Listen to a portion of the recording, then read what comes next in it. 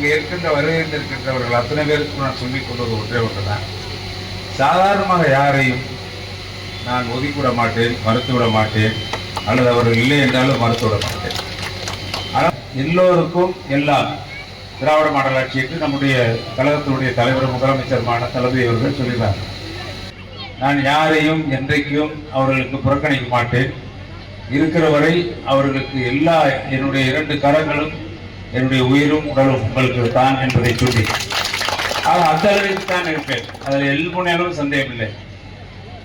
ஏன்னா பதவி கொடுத்துட்டோம் அவ்வளோதான் முடிஞ்சு வச்சுன்னு போக மாட்டான். பதவி கொடுக்கணும், இன்னும் நிறைய பேர் கொடுக்கணும், வரணும், மற்றவங்களும் வரணும். வந்தால்தான் இயக்கத்தை நாம் உறுதிப்படுத்த முடியும். அந்த வகையில் நாம் எல்லோரும் ஒன்றுபட்டால் நிச்சயம் உண்டு வாழ்வு. ஏன்னா இந்த இடத்துல சொன்னா கொஞ்சம் பொருத்தமா இருக்குன்னு நினைக்கிறேன். எல்லா கிராமங்களிலும் நம்முடைய இதுதான் என்னுடைய வேண்டுகோள். எல்லாம் அந்த மாவட்டம் முழுக்க இருக்க கிராமங்களில் கிளைக்கழகங்களுடைய கூட்டத்தை நடத்தி அங்கு இருக்கின்றவர்களை கேட்டு அதற்கு ஏற்றால் போல் ஒரு நிமிஷம் நீங்க ஒரு நாளைக்கு ஒரு 1/2 மணி நேரம் நீங்க செலவழிச்சீங்கன்னா நிச்சயம் நம்முடைய முதலமைச்சர் அவர்கள் 200 சொல்லுகிறார்கள். அதற்கு கூடுதலாகவும் திராவிட முன்னேற்ற கழகம் வெற்றி பெறும்.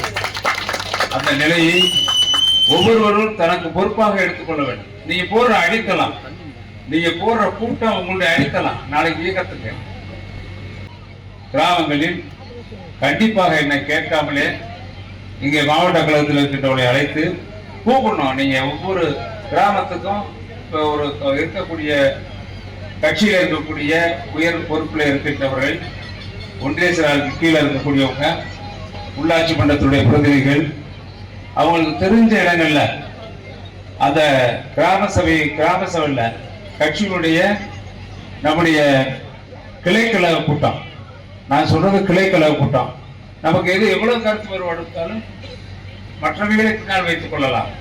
ஆனால் தேர்தலை நோக்கி இயக்கம் போகிறது.